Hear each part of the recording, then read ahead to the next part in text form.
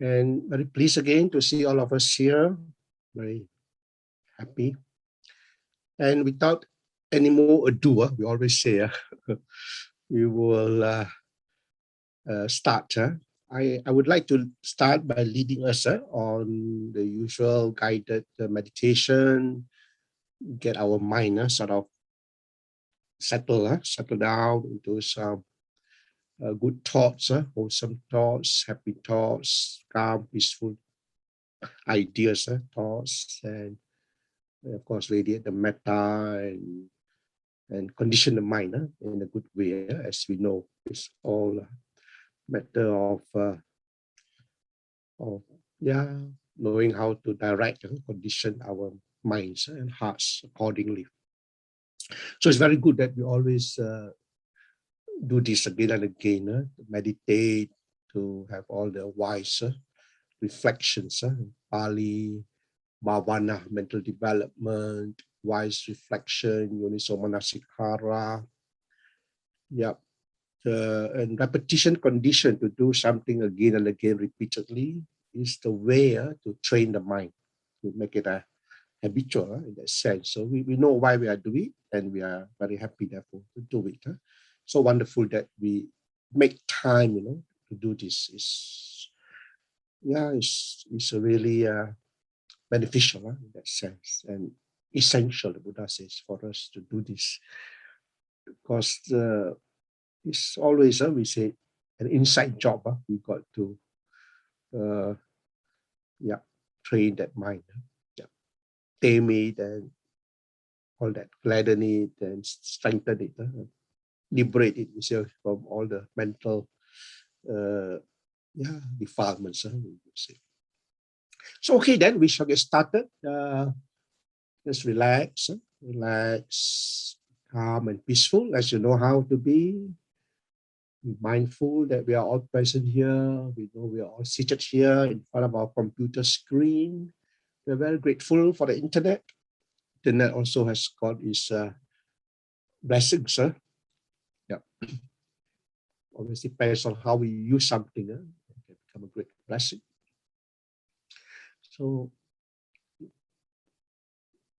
mindful for the body and the mind present here. How is the body seated here, on our chairs? Trust is comfortable. They are happy as usual to be here. Delighted that we have made this good effort. Right effort, Buddha says. Body present, relax. For the body, for the mind, consciousness present, and the body here, calm and peaceful.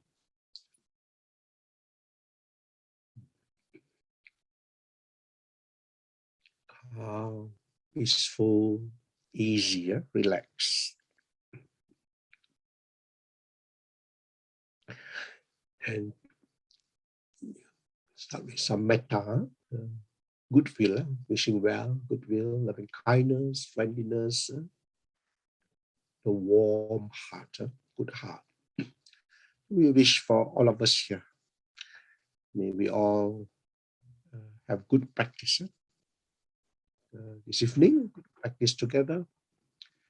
And of course, we always wish for the happiness. May all of us be happy. In fact, we are happy now being here.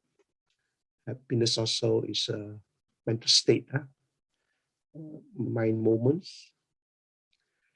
And we also always tell ourselves, we practice happiness, cultivate happiness, wholesome happiness, with lots of the metta, the goodwill, kindness, understanding, and wisdom, of course. Happiness that comes from all our values, the good heart, metta cultivation we have been doing. Happy. May we all cultivate the happiness, walk this joyful, happy path, mental cultivation, development, wisdom. Happy. And we wish for all beings around us Here, wherever we are, in our room, in the house, in the apartment, others who are present, our loved ones, our family members who are here around, may they all be happy. They all be happier. I can think of of course, Barbara, my wife, and my mother-in-law, who is 91. We are here together in the apartment. May they all be happy. There's our neighbors and all that. May they all be happy. Likewise, you wish for your people around you, loved ones, family members, may they all be happy. Neighbors, or in the area, around, along the road, all the people in the neighborhood, all the people, whether in Germany, some of us, and in Hong Kong, Malaysia, wherever it may be, all the people in the area, state, in the country, in the region, may they all be happy. Here in Europe, there in Hong Kong, Malaysia, Asia, Southeast Asia, we should all be happy, and spread it the whole wide world. All beings in the whole world be happy. And even beyond, beyond to all the other realms of existence, other wherever there are beings, other realms, planets, realms, may they all be happy. Beings everywhere. So we can feel our this measureless, we call it the boundless, measureless goodwill we have for all, spread out, very, very expansive, filling up all space, every nook, every corner, everywhere. We fill the whole space with metta, with our goodwill to all beings everywhere, in all directions. May all beings everywhere be happy. Above, below, across, all around us, all directions, north, east, south, west, so on. So you can feel it very boundless, the metta, immeasurable, spread out everywhere. All beings everywhere. Be happy.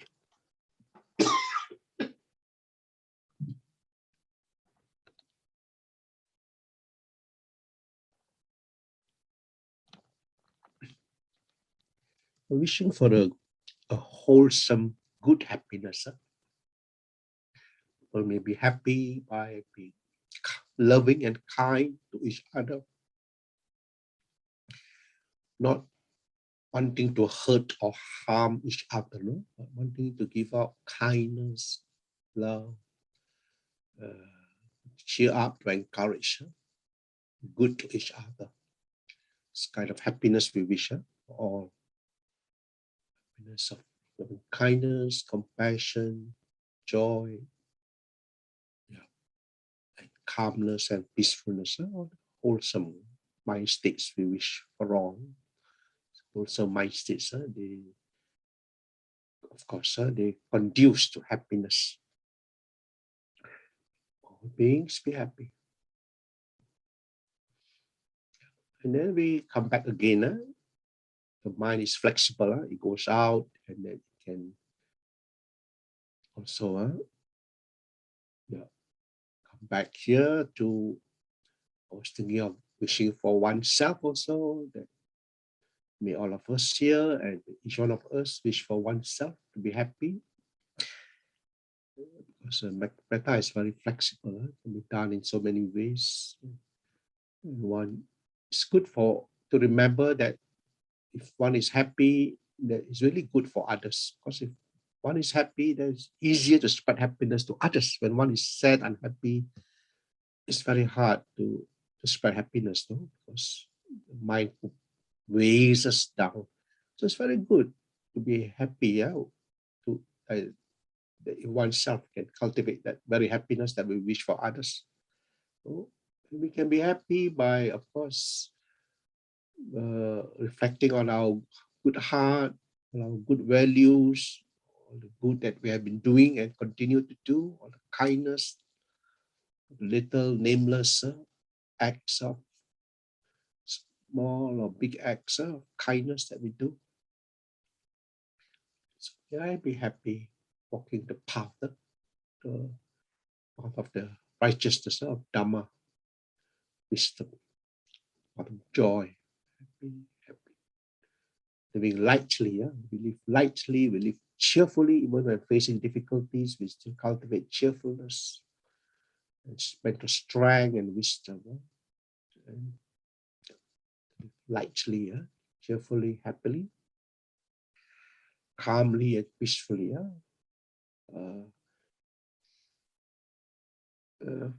being fortified by our wisdom that understands the nature of life and to cultivate wholesome states of mind.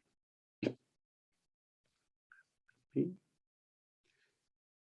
And may I and all others be safe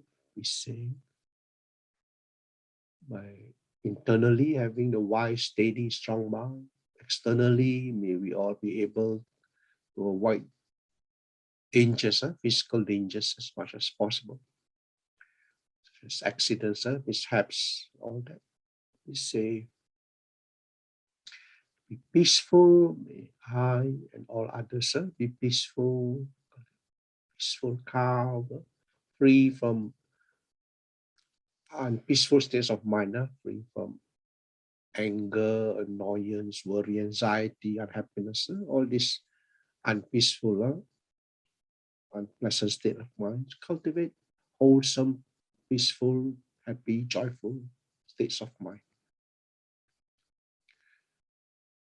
May I be healthy as much as possible. May we maintain our physical well-being and health.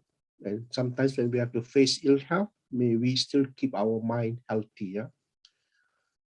Being able to be patient, tolerant, and bear even physical unwellness sometimes.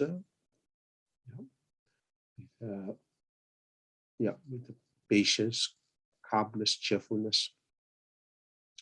And may I take care of myself happily. Each of us, may we all be able to take care of our mind and body, our work and responsibilities, our duties, our relationships. We always try our best to cultivate loving, kind, constructive, wholesome relationships filled with goodwill always towards all. Be happy. It's metta, no? Let's spend a few more minutes wishing well for anybody that comes to mind, loved ones, friends, people we are grateful to each other, and all beings in general. Let's continue to wish well.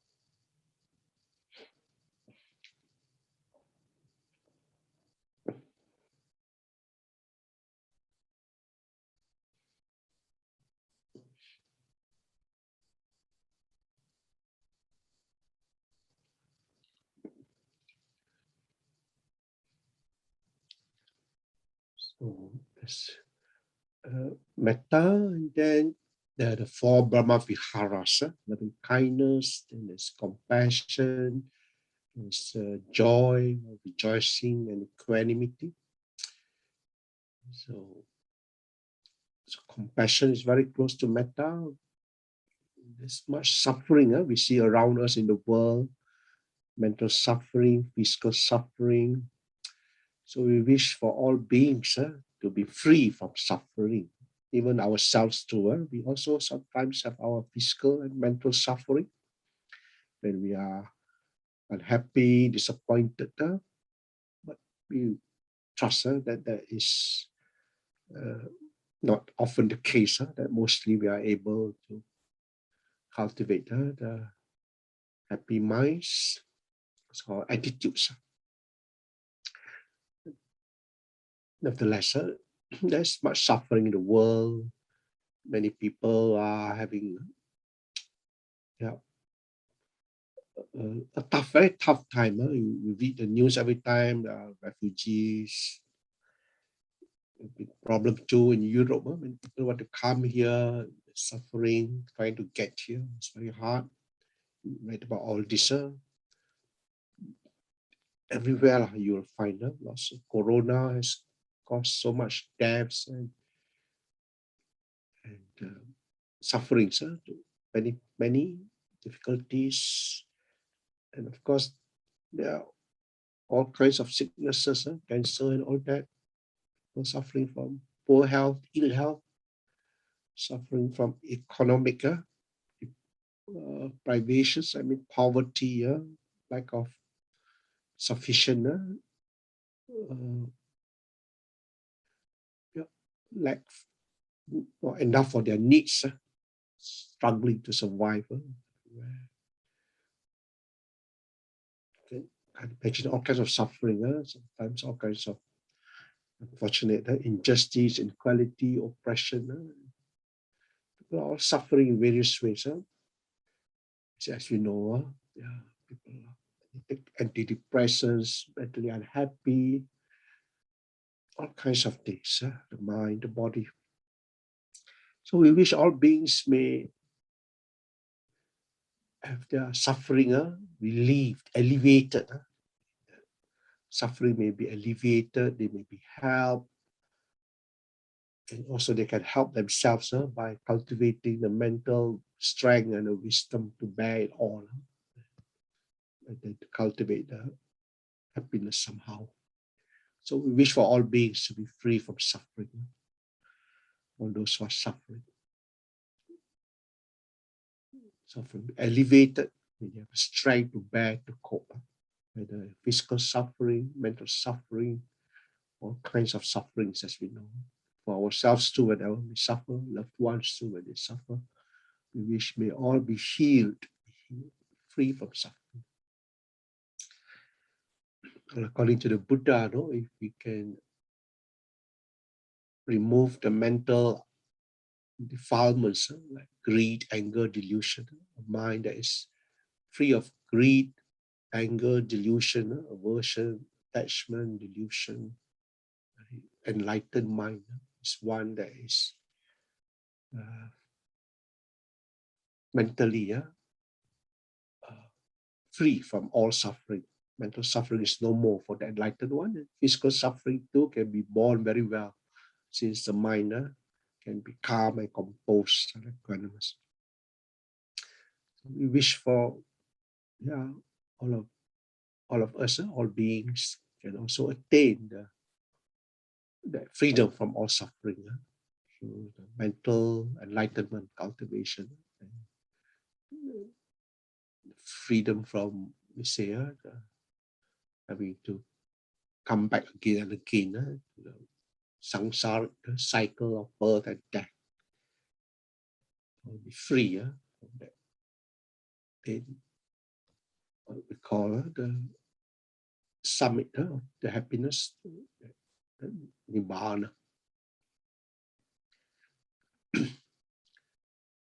Then joy, we cultivate joy. We always rejoice. Rejoice, rejoice, rejoice. Joy. Gladden the mind by counting our blessings, rejoice all the values that we have, good values, good heart, kindness, and share and give, to be good. We never want to hurt or harm others, only want to be good to them. We always try to be good to them. We rejoice on our good heart and continue to develop our good heart. And all the blessings in our lives, we have enough for our needs, and we have the teachings, we have loved ones also who love us, and so on. Good friends, and so on. So we are grateful for all this. And we want to continue to cultivate the heart, happiness through the good heart. So we rejoice on that account. So happy, rejoice that we are here practicing. We also rejoice for others who are practicing, cultivating the mind. Yeah. So joy, joys.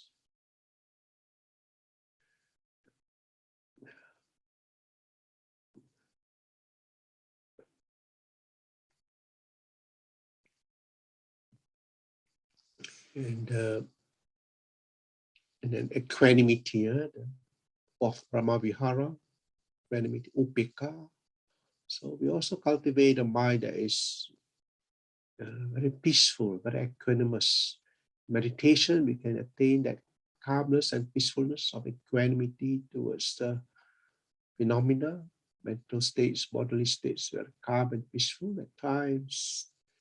In everyday life, whenever we encounter difficulties, problems, all that, the difficult situations, sometimes difficult persons and all that, maybe cultivate equanimity, being calm, being composed, still filled with lots of goodwill.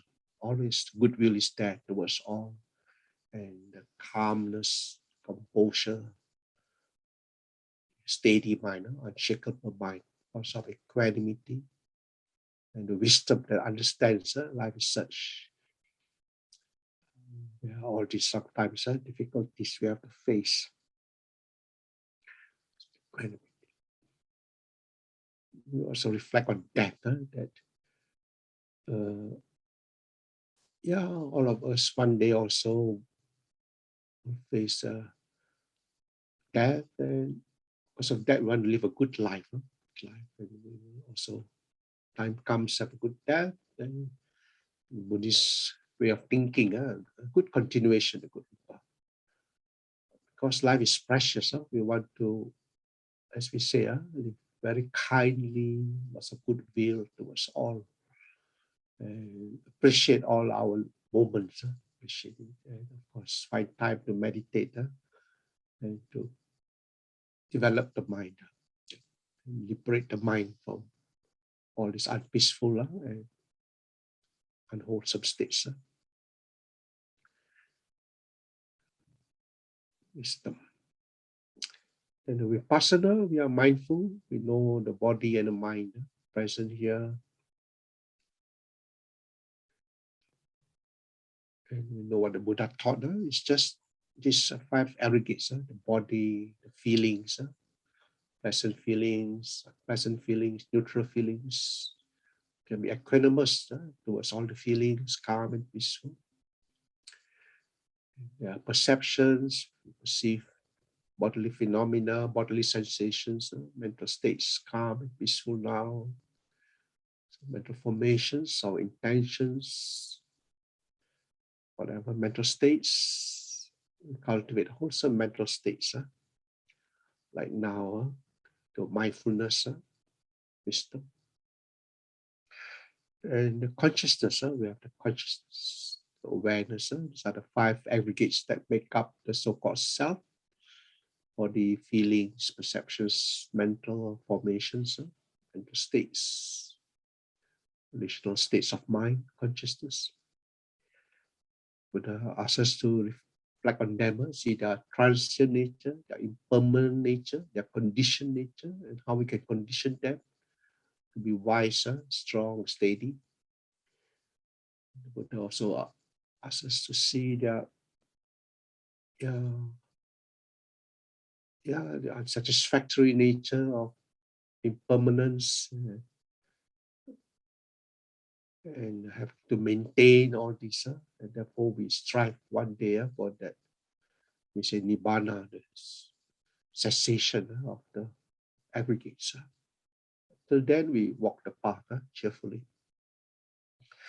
Permanence, suffering, unsatisfactoriness, we understand all these things. And non-self, this self is just made up of all these things. And the Buddha asks us to regard them as, in that sense, not a fixed permanent self, but just a conditioned self. And even this conditioned self, we can condition it to be very wholesome, very kind, very loving. But ultimately, even that self also, we also have to let go of it.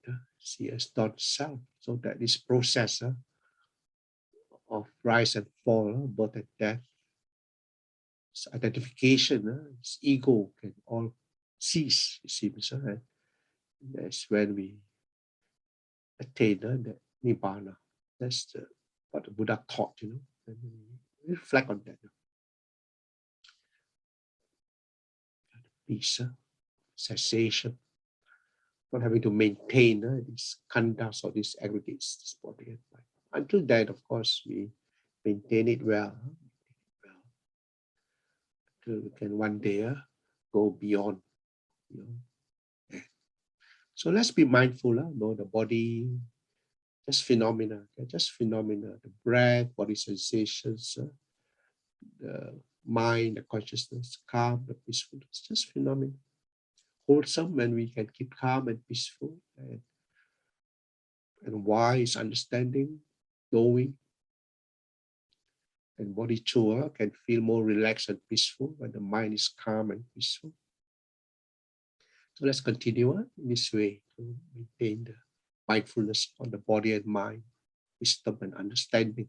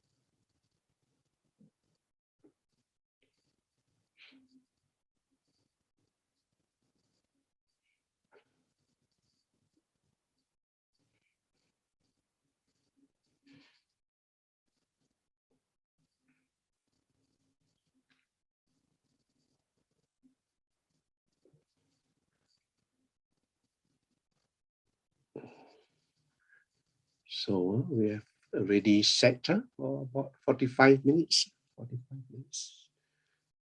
And of course, we started already for an hour and 10 minutes now. Meditated for about maybe 15 minutes of that time. 15 minutes of that time. Rejoice. We feel happy that we have a good practice.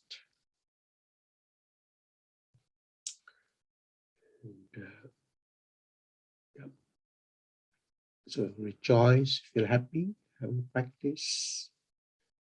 And the intention to open the eyes. And you can open the eyes calmly, peacefully, mindfully, happily.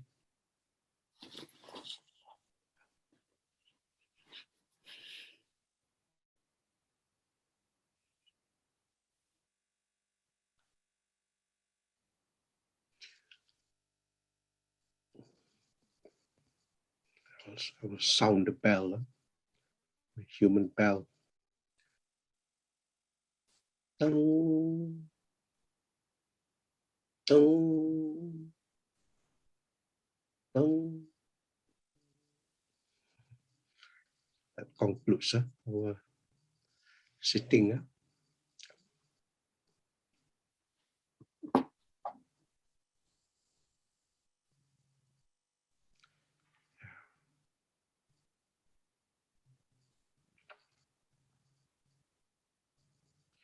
So it's good. We have reminded ourselves of all these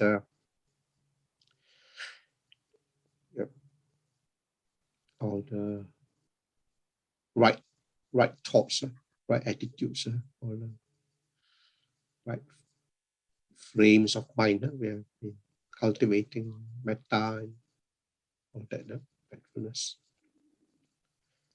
Experience some of the inner peace, calm and goodwill, all that. So I think we are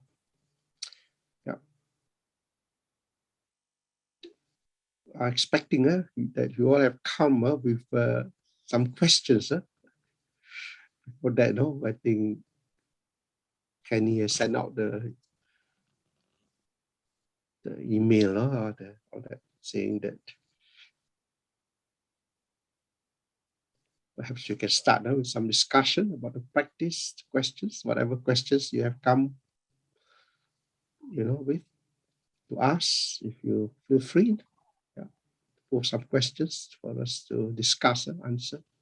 Anything about the Dhamma, the practice, the meaning, the life, the values, as we say, anything under the sun can be discussed.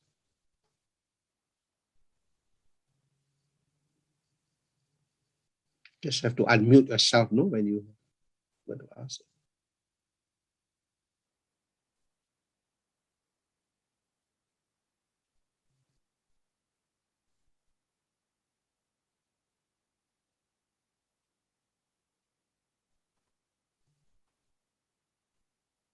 Maybe I can start.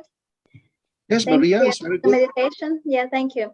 So my question is about how to make sure that when we are meditating and calming our mind, when our mind is alerting us something, that we are not actually escaping from the solving of that problem. That we are not escaping from problems. From solving of the problem, yes. So let's say our mind is alerting about something like constantly maybe, and then we find that we want to calm ourselves with the meditation, and maybe we want it more and more, and then actually maybe we're escaping from the solving of our problems. We are sort of taking the mind away from the problems, escaping. Yeah. Yeah. I think as usual, we have to understand what we are doing. I think whatever problems there are there, of course, we acknowledge that there are all these problems in the life. And of course, we use the wisdom to address the problems. And one of the best things we can do, of course, is to have the wholesome mind. We have a good heart, a good will, and we always use the wisdom to see what we can do. And the good will is there, always wishing well, never wanting to hurt or harm others, and trying our best always to practice this good heart towards all as much as we can. And so because of the wisdom, I think all problems will be more sort of, will be less of a problem in that sense. It will not affect us so much because we have the wisdom, the calmness, the equanimity. And with calmness and peace and equanimity, we see better.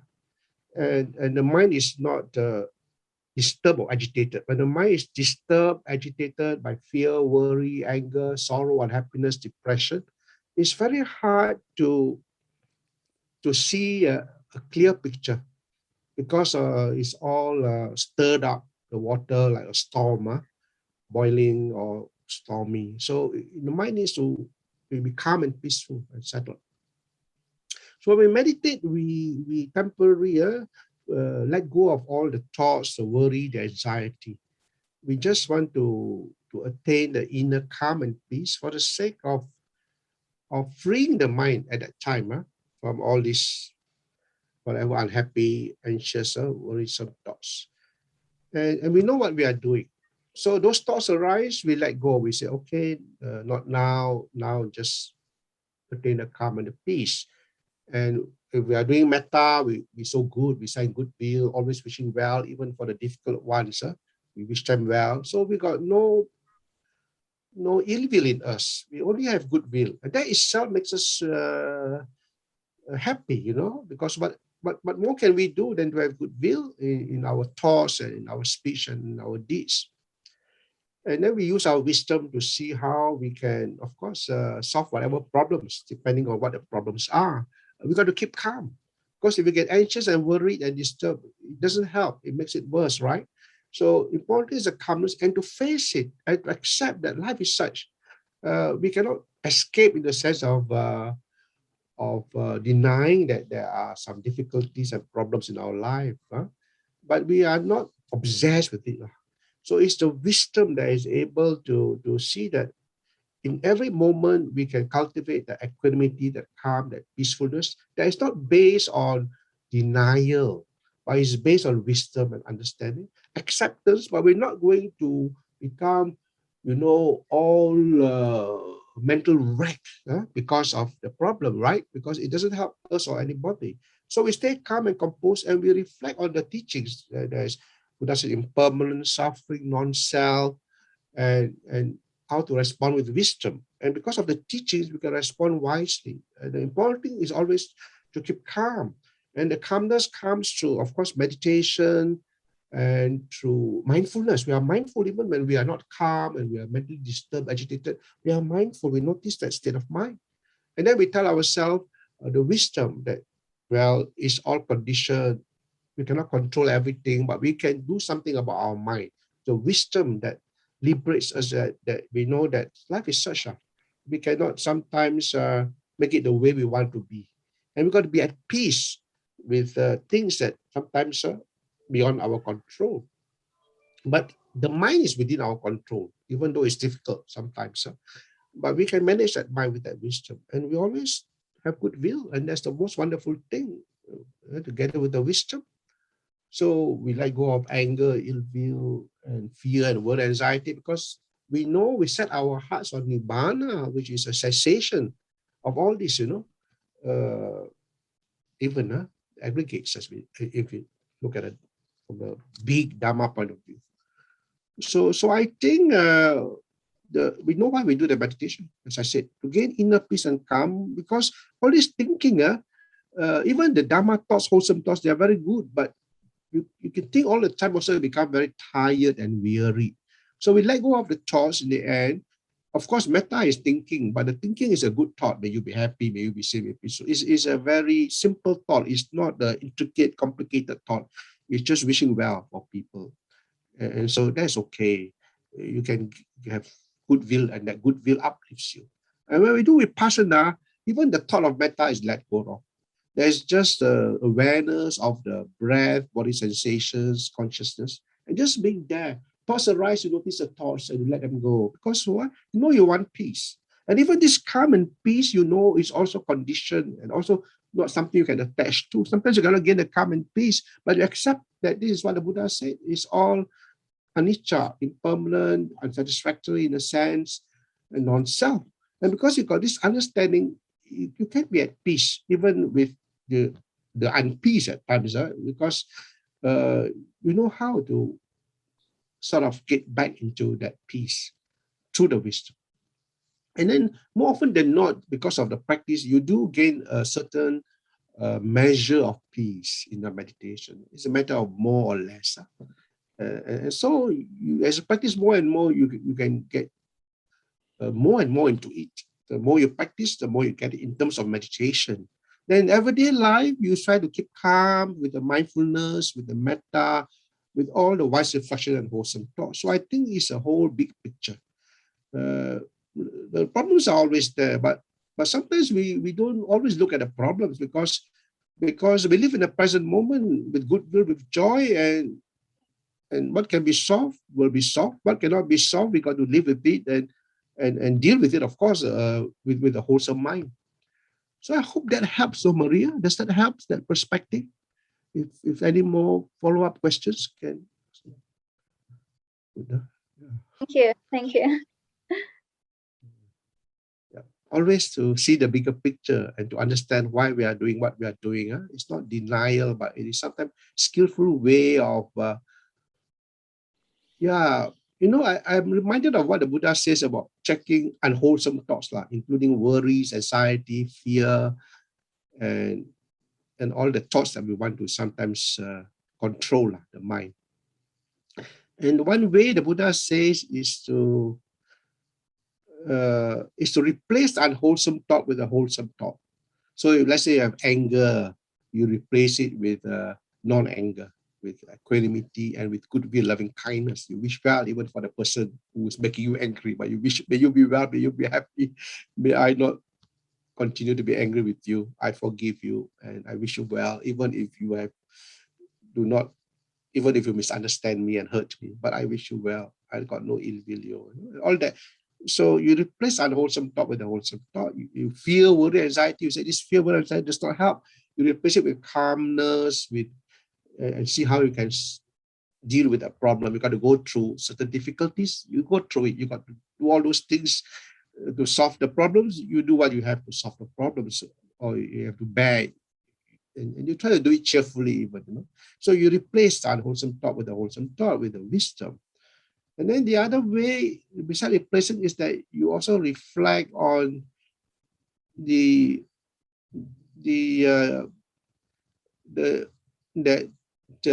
futility of these thoughts, that they are a danger to the mind because they cause these worry, anxiety, unwholesome states.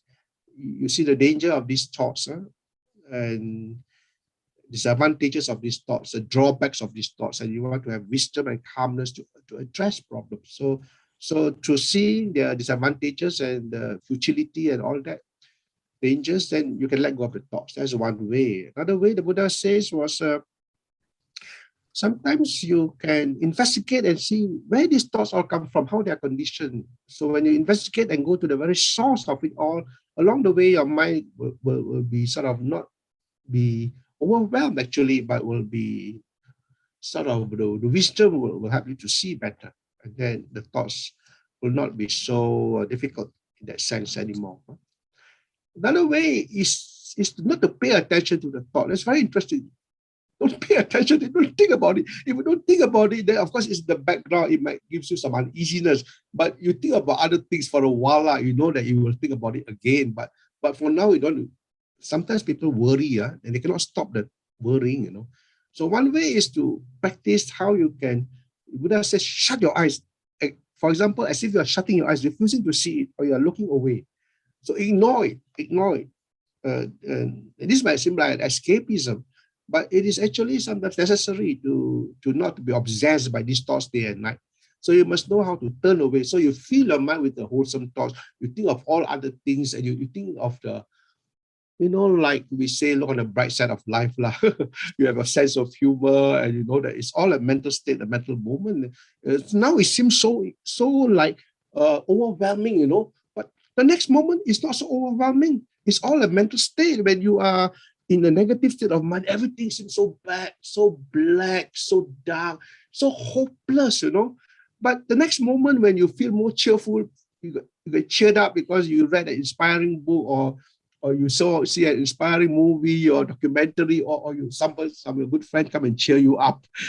Then suddenly the problem doesn't seem such problematic. It's all a state of mind, right? We know that, So we tell ourselves, this too will pass, this heavy state will pass. You don't have to feed it, by obsessing and thinking more and more negatively. I get more and more fearful and depressed. Is what people get into, right? But with the wisdom, we know that this is just a state of mind.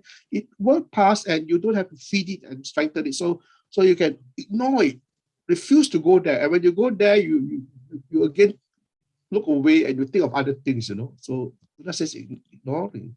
And then lastly, the Buddha says you do it forcefully, by force. Even if you got to, you do it just for a while to get it. Let's say you're very angry. You don't want to hit the person. You don't want to shout and yell at the person. So you say, and then you walk away or do something. I mean, a forceful way. In psychology, they think force is not good, but the Buddha recommend it as a last resort, like you can say. If you cannot handle it in a gentle way, then you got to control your mind, and then of course after that you calm down, so relax, easy, cool, calm. But for a while you check your anger, or maybe whatever the unwholesome thoughts, you don't want to think that thoughts. You got a bit of force, and then you replace it with some humor or some wholesome thoughts or opposite thoughts. Of course, it's always a tug of war sometimes going on. So these are some thoughts about the unwholesome thoughts. The meditation is so good because you can temporarily free yourself from all thoughts. No thoughts. You don't want to think. And I was just reading this discourses about, there was one discourse where the Buddha says that when he was meditating at one time, in the previous life, he said, in fact, and thoughts came up, and he told himself,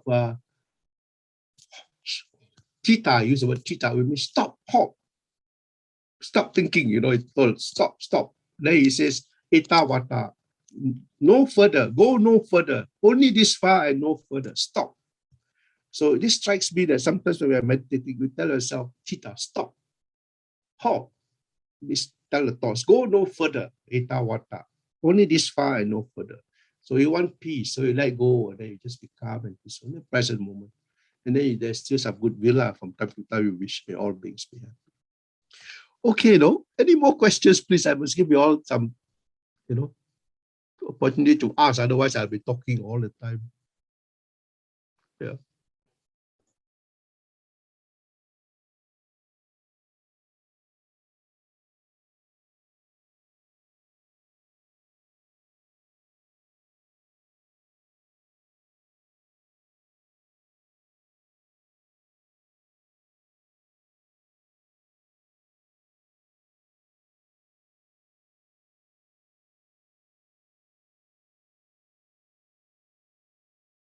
Good question. Yeah.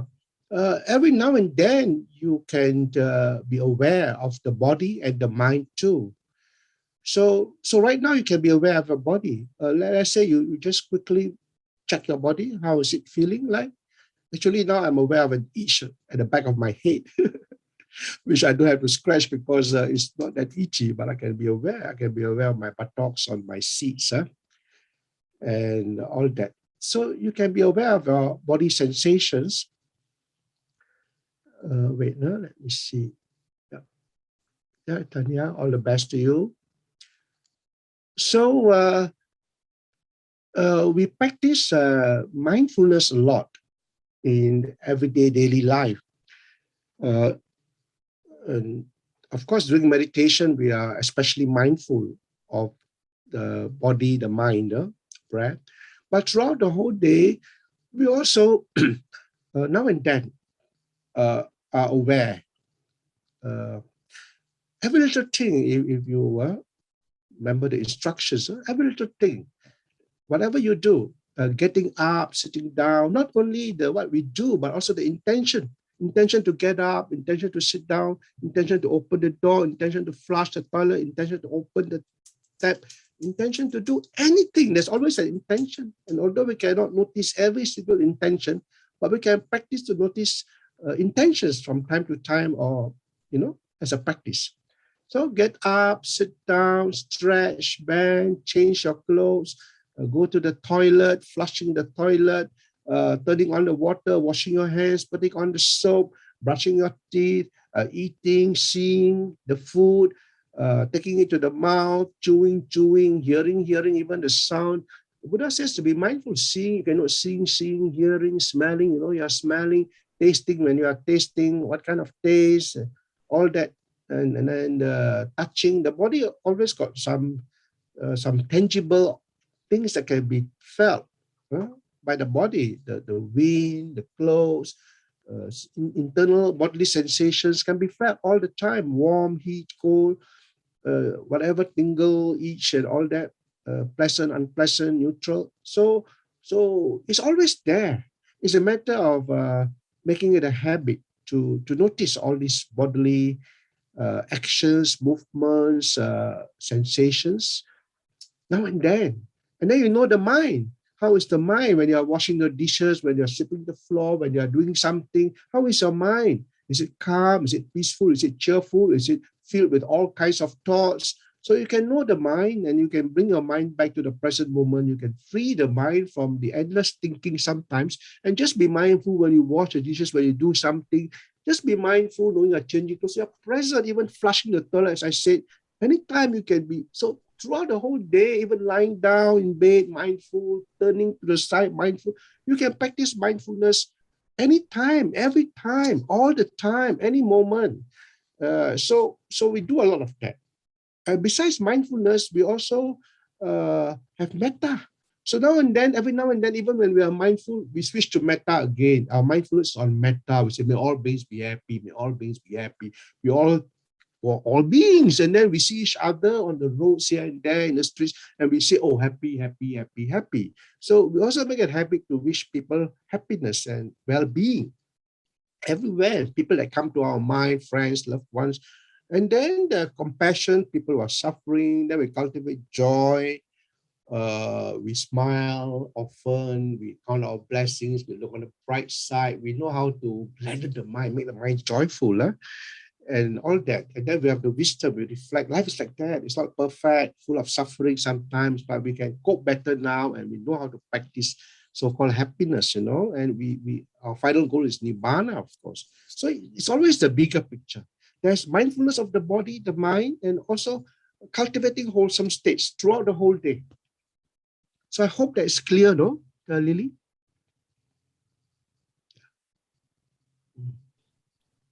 Okay, then. Any more questions? Yeah, yes, Brother Visu. Yes, yeah. Hi. Yeah, I think so. I think you're absolutely correct. Satipatthana actually it's a kind of meditation where if possible 24/7, meaning actually to be mindful the whole day as part of your meditation practice. Mm-hmm. In both the body, feeling, the mind. That's right. I guess in a way it sharpens up the mind, isn't it? So that we can train the mind to be sharp and alert. So that if there are any problems and issues or whatever rises, then we will catch hold of it and be able to be aware of that happening. Yeah. So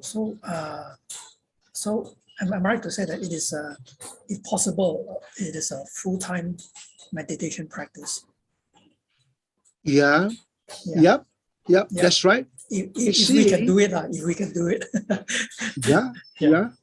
Yeah. Mindfulness is like presence of mind. So the establishment of mindfulness on the body, the feelings, the mind, the dhammas, right?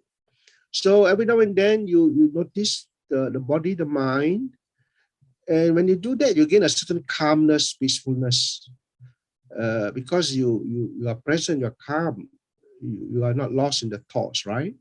Then the Buddha says, with mindfulness will come clear comprehension, right? So sampajana, satisfaction. Then you will have, of course, there's awareness, therefore there will be some clarity of mind. And then, of course, the Buddha asks us to see that the Dhamma, So we also see the Dhamma that these are transient, they are impermanent, they are basically unsatisfactory, even when if they are not suffering, they are unsatisfactory. So you are no more deluded, right? You don't expect a bed of roses in that sense all the time. Right? You know nature, but you know how to cultivate the wholesome mind now with the mindfulness, and therefore you switch to metta, loving kindness. You try to moderate craving and all that. You know, so it's again it's a big picture lah. Huh?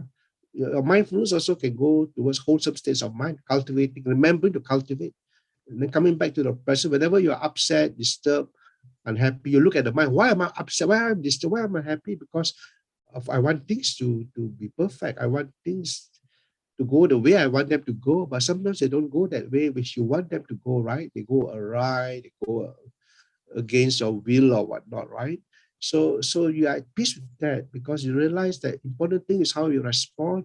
So again, you respond with wisdom, understanding, and all this involves, of course, mindfulness, as you know, is one factor of a noble eightfold path, right? Mindfulness. But right mindfulness is practiced associated with all the other seven other factors of a noble eightfold path. So there's right view. And with the right view, you know, impermanence, suffering, non-self, cause of suffering, arising, the craving and the cessation and the noble eightfold path. So you have the right view. You are no more deluded. You don't more expect so-called, samsara to give you the happiness just like that, right? You know now you got to liberate the mind from even that wrong views and all that kind of things, set your sights on nibbana and so on. You know, it always make you really, enlighten you in that way, awaken you, suffering even. Right view, and then there's right thoughts of renunciation, of letting go, of liberating that mind, thoughts of non-ill will, of goodwill, thoughts of non-cruelty, of kindness, of compassion again, right? And then right speech, wholesome speech, kind speech, and all that, true speech, and then right action, not killing, not stealing, not all that, not harming, and then right livelihood, harmless, good livelihood, and right effort to not let unwholesome states arise when they have not a reason. If they have a reason, to let them go, abandon them, and cultivate wholesome thoughts and maintain, increase, and perfect the wholesome thoughts. And then right mindfulness is to see that there's anicca, dukkha, anatta, it's just these things, and all that. And then right concentration is to focus the mind in the right way, So I think, again, mindfulness is one facet, one aspect, but it's very important, of course. But you can see, you got to look at the whole thing. Even 7 enlightenment factors start with mindfulness, then there's investigation, then there is energy, effort, then there's joy, and then there is tranquility, calmness, and then there's concentration again, and there's equanimity. So I think we always cultivate all this in an understanding way, that they are all sort of mutually supporting, conditioning each other, right? But mindfulness plays a crucial role, of course, as we know the role, presence of mind, so that we will know how to direct and place the mind. It's the right effort that also does it all. It's all like that, combination of all these, each one playing their role, like the 5 faculties and all that kind of things. Okay, yeah. No, thanks, Visu. I guess it is up to us to practice, to choose the skillful means of practice on our daily life. In our, as long as we are awake, we try to use it skillfully to manage our mind and to practice. Guided by wisdom. Rather than mindfulness. The mindfulness is to help us. Rather than letting the emotions pull us to another direction, then we use our skillful means to put it back and follow the path. Thanks, Brother Visu. Yeah, that's right.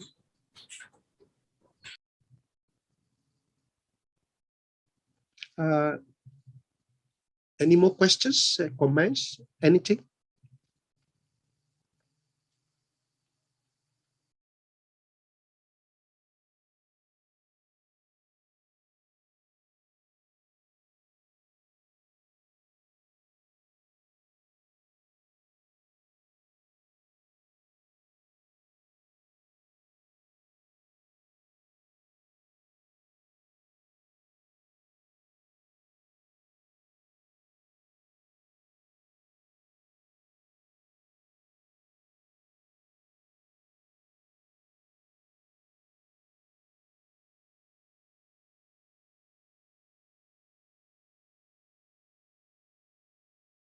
Yeah. I think your wisdom will instruct you. Your wisdom. As you practice, we learn through trial and errors. Then we realize that if we make excessive or too strong effort, then we can become too tense. And even though we want a good result, we must also be patient. So we learn how to find a balance. Like the Buddha says, the string of the lute, the guitar or the lute, not too tense. Too tense, the string will snap, cannot make music. And if the string is too loose, can also not make the music. So it must just be the right sort of a tune, not too tight, not too loose. So your effort also is not too tense effort, not tense effort, but not too slack effort. So your wisdom will have to instruct you where is that balanced effort, where you are relaxed, but not so relaxed that you fall asleep. There is still some mindfulness and energy there to keep you awake and alert. So how to find that balance? That is a great challenge. But as you keep practicing, you will know how to adjust, fine tune. You know how to key up a bit, make it a bit more alert, and then key it down, make it a bit more relaxed, not so excited or whatever. So you find your balance through your skill. As you meditate more and more, you gain the skill in looking at that mind and body, and you settle the mind. Like me, normally I settle on the body. I just feel the whole body here, then the breath in between, and then the mind again. And somehow the mind has been trained or conditioned to settle and gain more calm and peace than otherwise. Or sometimes it's a bit more restless. They can even watch the restlessness and be patient with it, and then it will be a little less restless. Sometimes the peace is strong, and sometimes, as we say, not so strong. But you learn how to accept everything, because you can only try, right? And sometimes the mind is a condition. Everything is conditioned. Sometimes conditions are such that you cannot get the best sitting, But sometimes you get a really good sitting, but then it's not every time, right? But you are still happy that you sit and you and you know that these are all stepping stones. That these will all contribute to your further progress, because we are training the mind, conditioning the mind, not only for this life, but for the future lives too. Okay, balance. Your wisdom will instruct you to find the balance, to see the bigger picture, to see things in perspective.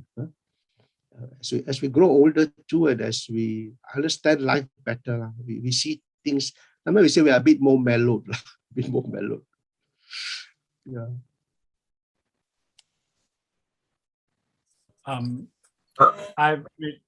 Sorry. Go ahead. No, please, Christopher, go ahead. I'll ask after you. Okay.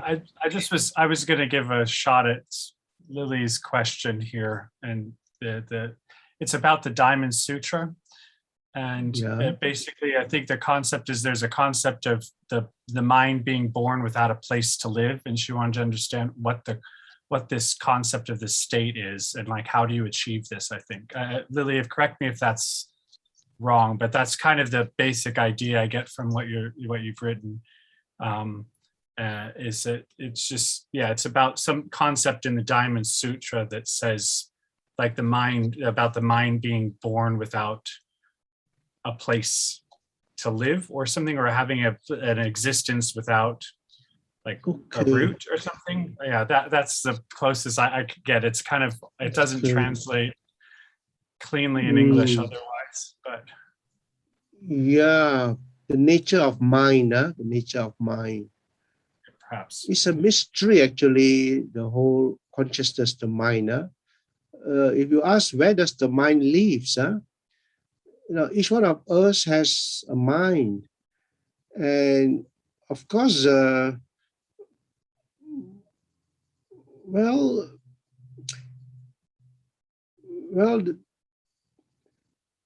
course, the mind is an immaterial thing. It's not matter. But yet is somehow we feel like it's in us, in our body. But it's not the body, it's immaterial. So how do you explain the mind? it's just there. It's my mind, it's your mind, it's not the same mind. And that mind is there, present in this with this body.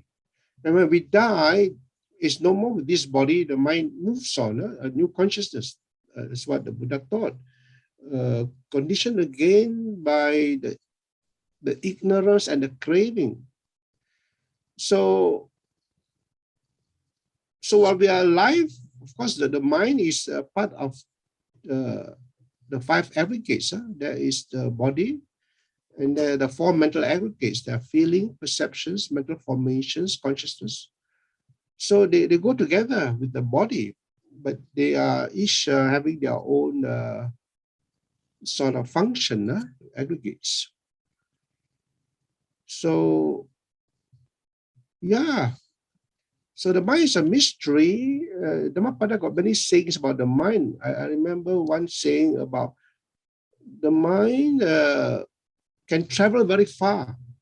You can think about a thought. You can think about outer space. You can think about somebody in another country, another part of the world. The mind, the moment you think about something, about some place or somebody somewhere, your mind can be very far away, so to speak, lost in thoughts. You don't even know your body. But you can bring your mind back to your body and you can know your body too. So, and the mind, the Buddha says, is in a way, he says, wandering far, traveling alone. We are alone because it's our mind. Nobody can feel what we feel. Only we feel what we feel. Somebody can imagine what we feel or try to feel what we feel, but they cannot really feel it in the way we do. In that sense, each one of us has our feelings.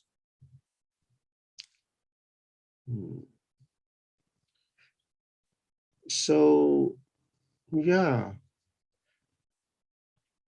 As I said, ultimately it might seem like a mystery to us, like the consciousness. But I think that the question is not so much of the location of the mind, or where is the mind? Because you talk about where the mind is, in the Indian tradition, they used to think that the mind is dwelling in the heart. Because when you feel emotion of anger, of love, or some strong emotion, you feel it in the heart, as if here in the heart. So then the Indian tradition, they reckon that the mind is dwelling there somewhere in the heart.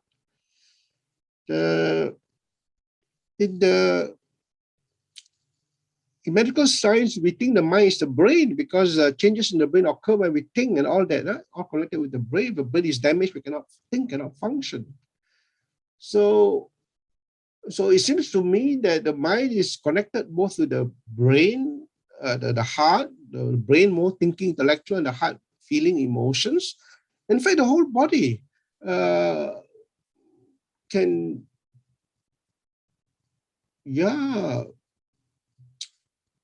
sometimes if you think of your toe, your big toe, your finger, it's as if your mind is here. You can direct your mind anywhere and you can feel something somewhere. So at the end of the day, maybe it's not so important to know where the mind is located, it's somewhere. But more important thing, I think the question is how to liberate and free the mind. And that's the question the Buddha wants us to see, that even that mind should be regarded as not me, not mine, not self, and that they are only dukkha.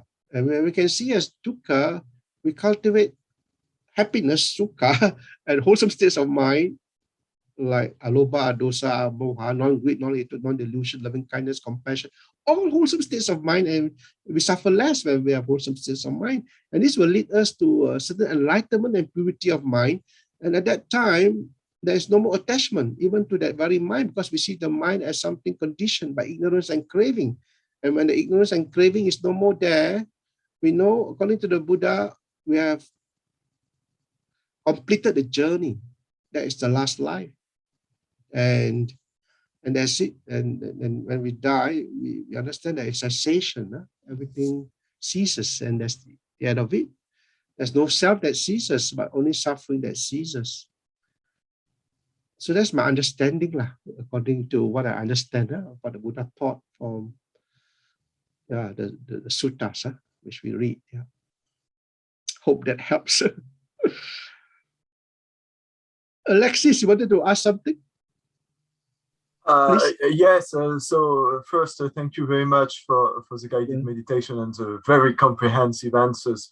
So I have a question about ethics in the modern world, but feel free to ignore my question if that makes no sense to you or if you ever thought about it.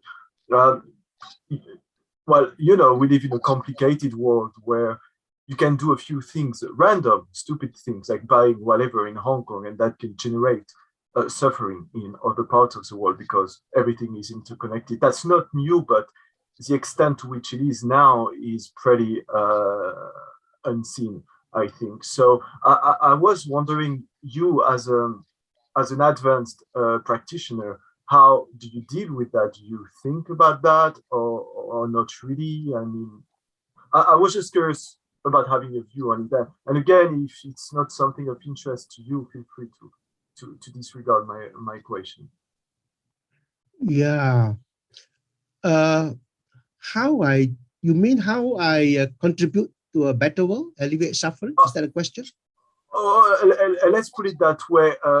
You know, for instance, if you buy something, it can be a computer, phone, food, you can provoke suffering in other parts of the world.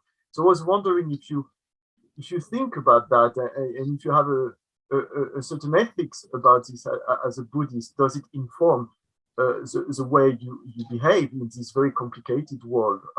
Or it's not really something you think about? I don't know if that makes sense. I'm not very clear about your question because I could not catch some of the words. Oh.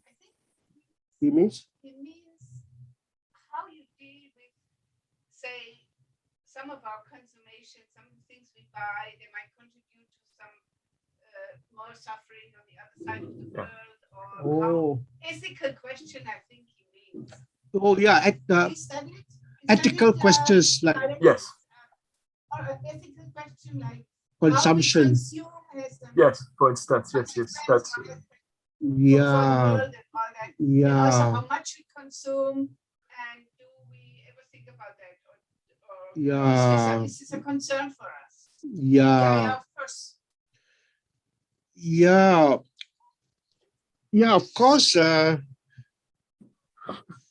Well, in my practice, of course, my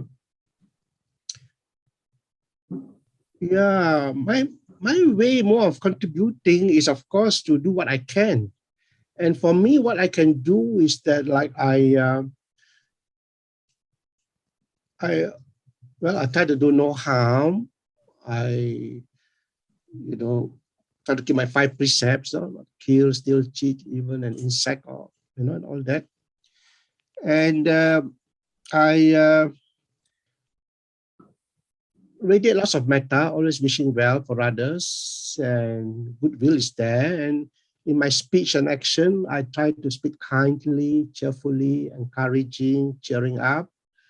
And of course, I teach the Dhamma, the meditation, to help people to attain some inner peace and calm by way of the teachings, understanding the nature of samsara. So if we practice harmlessness, non-anger, and kindness to people all around us, then that is my way of contributing. And if anybody can live in that way, being kind, not exploiting, not hurting others, but wanting to be good to them, then the world will be a better place, especially people around us, because we never want to speak to them harshly, unkindly, with anger, or cheat them or abuse them. On the contrary, we want to be kind and good and share and give to our loved ones, to our friends, to a stranger, to anybody. And of course, sometimes we do what good we can, some charity, we give a helping hand, a listening ear. So we do what we could, each in our own way. In terms of consumption, we always try to practice moderation. We try to live a simple life. We don't consume too much. We are quite content, and we have some restraint. when we make purchases, we try to sometimes we hardly buy any clothes these days because we got too many clothes already, you know. And even shoes we don't buy because shoes can last for years, you know. I've been wearing shoes for years.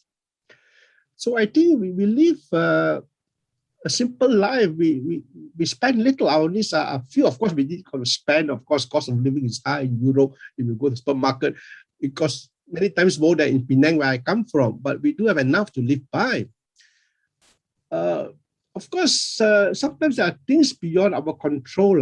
There are things beyond our control. Of course, we try to do recycling. Here in Germany, we put our plastic in one bag and our compost in another bag and other rubbish in another bag. And we throw them according to that. So we do our little bit, you know. Yeah, but we are not perfect. We cannot sometimes maybe, do as much as others do in certain ways, and we have our imperfections. So I think we do the best we can under the circumstances. Anything to add to that? I think the secret is to keep it simple. Keep it simple and take one moment at a time. You know, sometimes we have to buy something we know might be unethically produced. Yeah. We try to reduce that, but sometimes it can't be helped. Also, you and me, we have to fly halfway around the world if we want to go from Malaysia to here. It can't be helped. We can't take the boat, or you know, some things just have to be done. And also, but to keep it simple every moment, what you all said. Are we kind? Are we unharmful? No bad intentions. Always check the intentions, you know. It's the same with eating meat, okay? If we do eat meat, we just try to reduce, if we're not vegetarians, we think of the suffering of the animals. We try to reduce and we try to make do with less, not consume so much.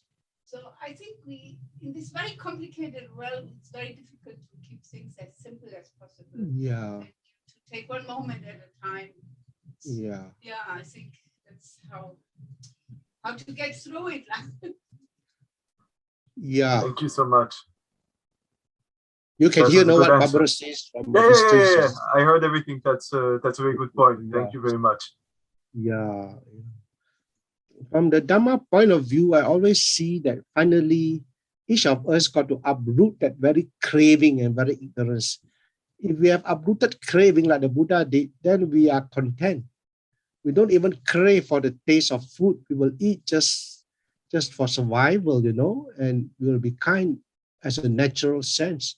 So if we can work on removing craving by reducing it at first and moderating it and practicing some renunciation and then meditating more and seeing the nature of a conditioned attached mind and body and learn to weaken that conditioning, that to me is the way to the end of dukkha, from the last point of view, Thank you.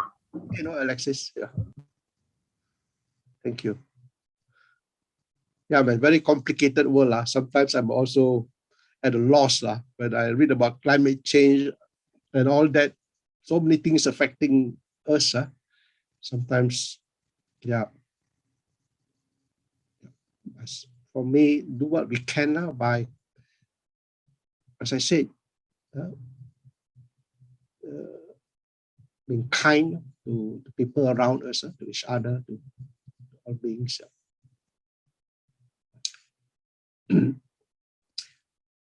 Well, any more questions?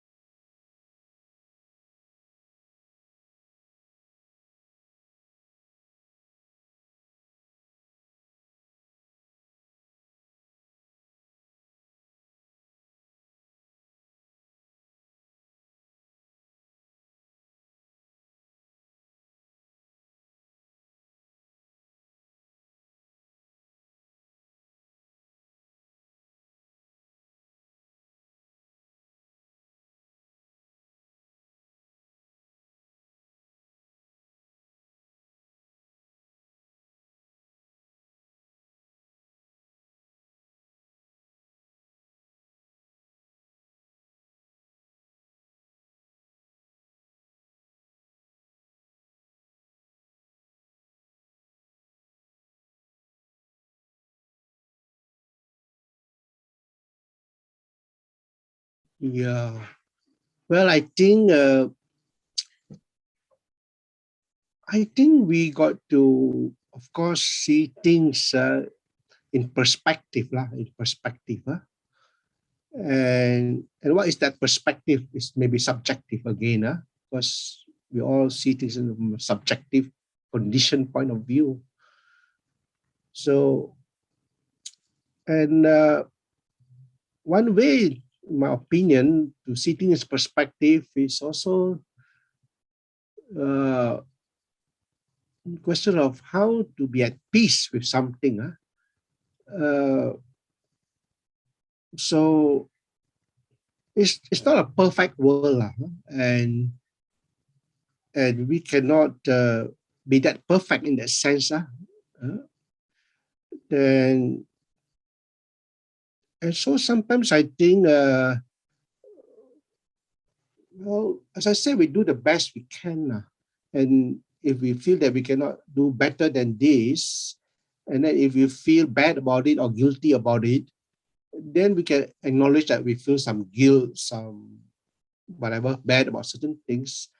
But then we got to see it in perspective, as I said, on the whole, the bigger picture, we are very, on the whole, good-hearted, kind-hearted people. We do what we can, but sometimes we cannot do certain things which we maybe just couldn't do. Or sometimes we could do, but sometimes we could not. So how to be at peace with that? With we say with our imperfections, with our warts and all, with our inability to do more than we wish we could, whether to purify our mind, whether to do more good for society, we have to accept also ourselves, our limitations. And I think also the bigger picture for me also is to see that ultimately we're going to uproot that very craving and ignorance in ourselves. And that itself is a work of many lifetimes, not just one lifetime.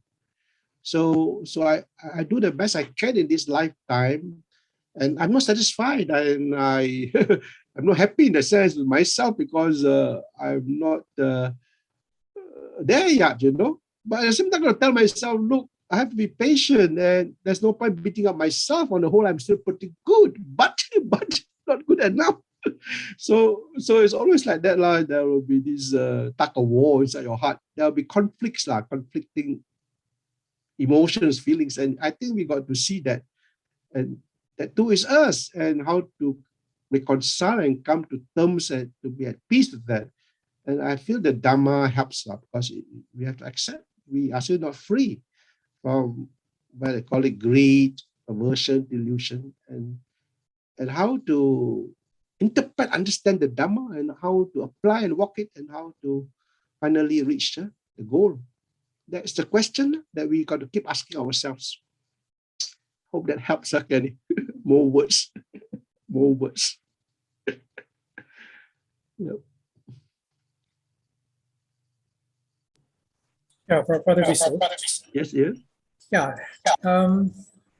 I guess once to acknowledge that this is samsara. Yeah, that's right.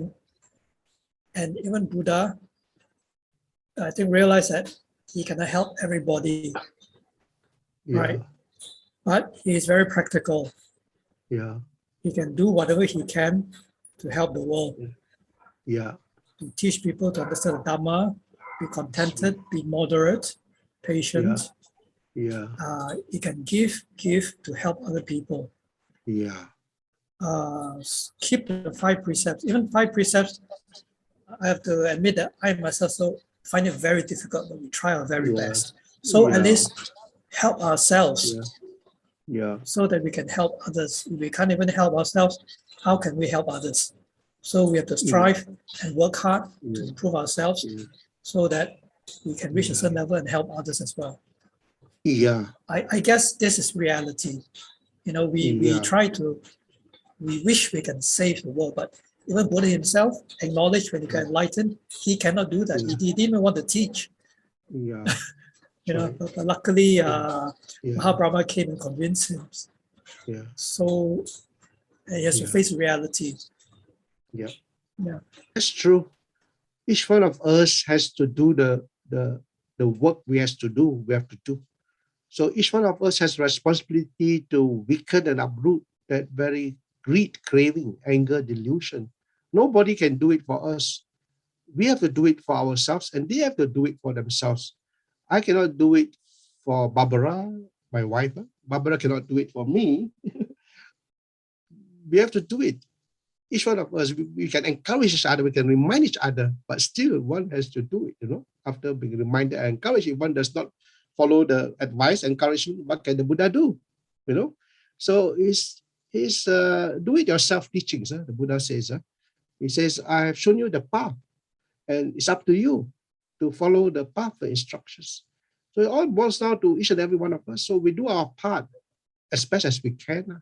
And finally, to remove the suffering, you got to remove that very craving, that discontentment, that ignorance, that very attachment to that aggregates to the self. So for me, the Buddha's teaching goes to the root of the problem, the source of the problem. And But I guess I think we are very lucky because we have the teaching of the Buddha with us now. So we are very fortunate to be able to learn and to be able to get very good, skillful teachers, to teach us about the Dhamma. And at the same time, we got this group of Kalyamitras, Dhamma friends, who help and support each other. So in that case, I would say that we are very fortunate to have the teaching of the Buddha. In those days, I think it was one of the suttas who talks about.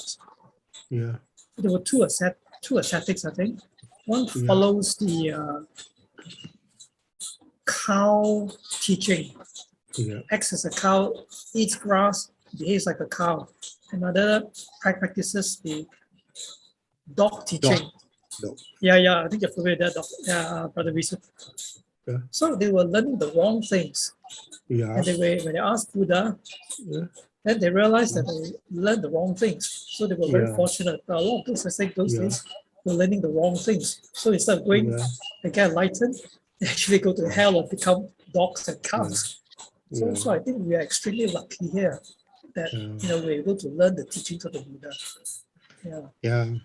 I concur. I believe that this is our greatest blessing, the greatest gift, the greatest blessing, the greatest fortune that we have is the Buddha Dhamma. Because we are no more lost. We have found a path, a way out of this wilderness. So, and it's such a beautiful teaching.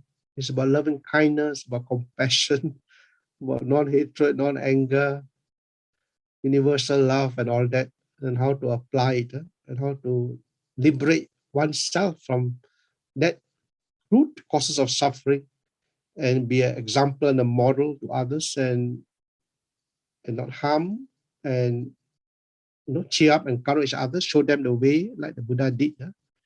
So I think that is the most marvelous, most wonderful. Without the teachings today, where will I be?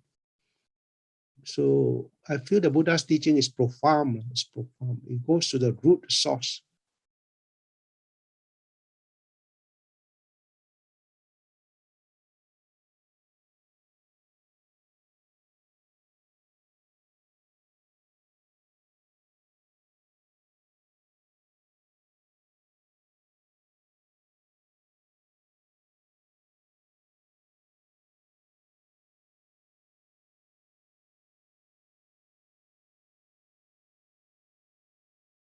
Actually, emptiness is, to me, not negative. If you understand what the Buddha meant by emptiness, it means he's awakening us from the delusion. In the early Buddhist teachings, when we talk about emptiness, we mean empty of selfhood, of something that is eternal, substantial in that sense, empty of true happiness, and empty of course, permanence. Is impermanent, is suffering, unsatisfactory, is non-self. This may seem very negative, but if you see it with the right view, it's actually a great relief. It is a great awakening, enlightenment, because you are no more under delusion. Buddha says we are under an enchantment, a spell of samsara. We think samsara is so wonderful, so beautiful, and we can find our happiness here, but that's not possible. There's old age, there's death, there's separation, there's loss, there is all this fear, worry, anxiety, conflicts because of that very mind that's very attached to that very happiness, which is not, stable. So I think the Buddha's teaching is a great it liberates us from having to think all the time that it's going to make us happy. No, on the contrary, it's our very craving that causes us to be discontent and unhappy. So I think it's a very deep and profound and very hard to, of course, practice teaching and hard to see. It's easy to see as negative and nihilistic, but the Buddha says he was only annihilating or annihilating suffering, nothing else. There's one extreme, there's nothing, and there's another extreme, there's something. The Buddha taught dependent origination, that it's not materialism. When we die, there's nothing. There's one extreme. There's nothing. When you die, it's finished. But the Buddha says it's not finished. There is a continuation of a consciousness. But if you take a consciousness as eternal, that's another extreme, because its suffering is not eternal, it's conditioned. And you got to see that if you remove the ignorance and the craving, this whole edifice collapses. The whole house that is being built comes tumbling down. The Buddha says in the Dhammapada, "O house builder, you are seen. I have seen the builder of this house, which is the craving and the ignorance. You will build no house again." He says, "Aneka jati samsarang, through many a birth have I wandered, seeking but not finding the builder of this house. Oh, how painful, how sorrowful it is to be born or reborn again and again. O house builder, you are seen.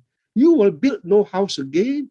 All your rafters have been shattered, destroyed.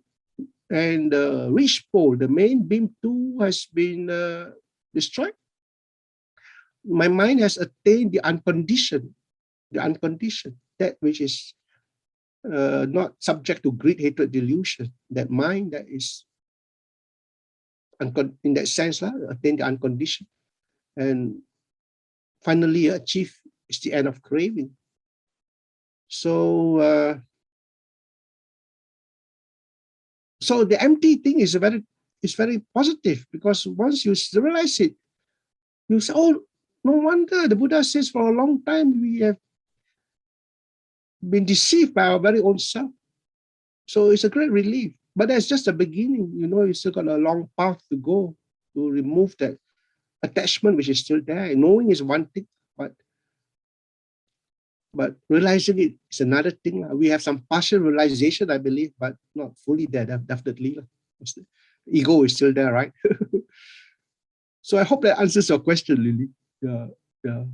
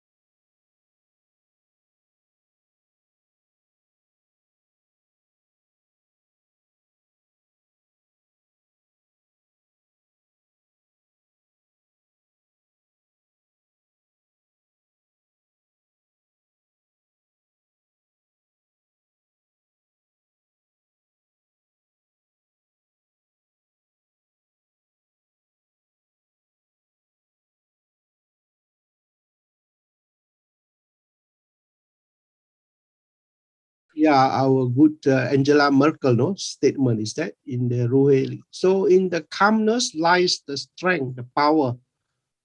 So if we are mentally agitated, disturbed, distraught, then we cannot think clearly. It does not help. We suffer also, and others might suffer. So we got to keep calm. We got to be strong for others. So through the calmness, then you see what you can do. And people are putting their heads together. People who are very concerned about the climate change, and they give suggestions and all that. And they try their best to pressure the leaders to take the actions. So I think one keep calm and see what one can do in one's case, what one would like to do and what one can do. And one has to accept the reality. Yeah, that's the reality, human beings have, through their greed, destroyed the world. And the Buddha's teaching is good because the Buddha teachings is always about the simplicity, moderation, cutting down on the needs. If we cut down on our many needs and luxuries, then we can be happy with much less. And then the world will not be so burdened by our cravings, excessive greed, right? The Buddha's teaching is about non-greed, contentment, being content with little. So we practice that contentment. We try to be happy with what we have. We know happiness is more a state of mind. You can still be happy because you have loving kindness, you have goodwill. And you can be happy because you have wisdom. Anger is a poison. You don't want to get angry. If you are angry, you let go of the anger. So if anger is removed, suffering is reduced. A lot of suffering comes from anger. And if you have kindness, happiness is there because you can be happy that you are kind. You are not unkind, you're not cruel. And even if you cannot be kind, you are still not unkind. You are still having goodwill in your heart. And you give and you share and you are kind to your children, to your loved ones. What more can you be? You are already a perfect human being, Gabi. So you can rejoice, but we cannot change the world or save the world, but we can contribute to a better world. And we are doing that. And then finally, the Buddha says, even the world, you got to go beyond that to Nibbana, because no matter, as long as you are in the world, there will be problems, there will be suffering. Because so long as there is greed, hatred, delusion, there will be problem. And you cannot control other people's greed, other people's hatred and delusion. They have to check it. But if they do not know how to check it, if they do not know how or do not want to check it, the problem will always be there in the world. So finally, you can only take care of your own world, your own mind, and in that way you help others because you do no harm to others. You do good to them. And that's the best you can do. And finally, you realize that even this very world, you got to find another world that is Nibbana, that's cessation. And we teach the children the same thing, that we remove the causes of suffering in us, the greed, hatred, delusion, and we go to a better place one day, so to speak. Of course, the place is, in Buddhism, is no place, it's cessation.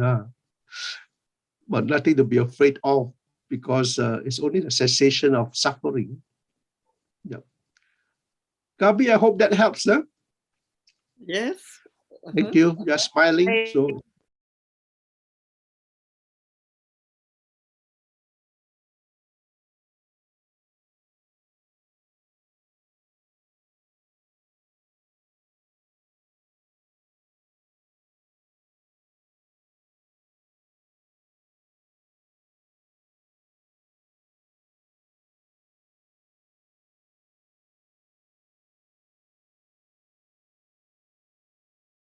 That's right. Yeah. Yeah, and the strength comes from the wisdom. Yes. Because the wisdom sees that life is like that, and you got to see that even the attachment is a cause of suffering. And you are kind, but you also learn how to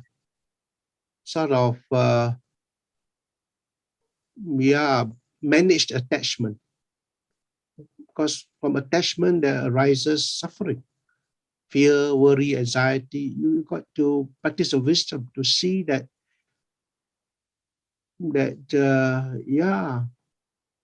that ultimately they are only the 5 aggregates, the Buddha Dhamma again. Got to investigate and explore deeper the Buddha's teachings of how to let go, how to see and how to let go. What to see, how to let go. Thank you. Welcome, Gabi. Any question from anybody else? Those who have not asked, Audrey, Huilin, Vic, Apo, Juliana, anybody else who want to chip in, say something, comment?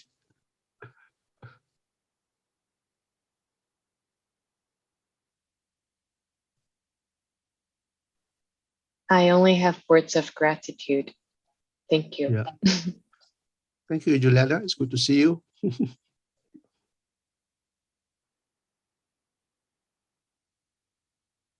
Good. So, I'm very pleased to be able to be invited today, to have the honor, privilege to lead us. And we wish each other well, that we can continue to do the practice. And we're not perfect, but we keep trying and it's getting better. We have to be very patient and we keep walking that path, keep applying the principles. There's a very nice thing in the Dhammapada. The Buddha says, do not be disheartened. Keep on doing it, because the Buddha says, even by the falling of drops, a water jar is filled. So filling oneself little by little, moment by moment, we will be filled finally with the good. The goodness will grow and grow. It says, uda bindu nipatena. Even by the falling of drops of water, a water jar is filled. So too, the good person, filling himself with good, gathering all the goodness in the sense of the practice, kindness and all that, will fill oneself with good. So we will be there step by step. We keep on practicing. The intention is there, and the effort we will, because of the intention, continue to make it. So no matter what, we say always look on the bright side of life, even though we may be realistic and pessimistic appeared at times, but the pessimism is based on reality. We don't see much hope sometimes because of so much great hatred, delusion, but we do what we can and we look on the bright side, because there are still many good-hearted, kind people, and we do what we can in our own way. And no matter what, we try to live lightly, cheerfully, happily, because the alternative is not an alternative for us. To live heavily, depressed, unhappy, full of fear, worry, anger, that is no way to live, right? So we have somehow to be resolved and resolute to live lightly, happily, cheerfully. And how can we do it? And of course, we know how, by seeing things in perspective, seeing the bigger picture, being patient, and all that. So with that, I wish all of us a good evening, good night for those of you all who are having the night. Good rest and a good day tomorrow, and all the pleasant, good dreams. And continue good practice for all of us. Of course, we share the merits according to Buddhist tradition. We always share merits with loved ones, all beings, and wishing well for all, including our departed ones, wherever they are. And to all that we say sadhu, no? Sadhu, Sadhu, sadhu, sadhu.